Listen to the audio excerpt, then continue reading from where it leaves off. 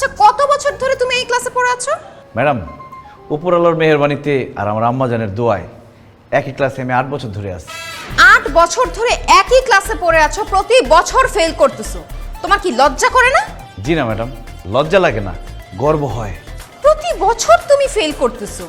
Fail করার মধ্যে গর্বটা কোথায় আমাকে বলবা? ম্যাডাম, বর্তমান যুগে পাশ করা খুবই সহজ। যে কোনো স্টুডেন্ট কয়েকদিন ভালো করে পড়াশোনা করলেই পাশ করতে পারবে, কিন্তু ফেল করা খুবই কঠিন। কিভাবে?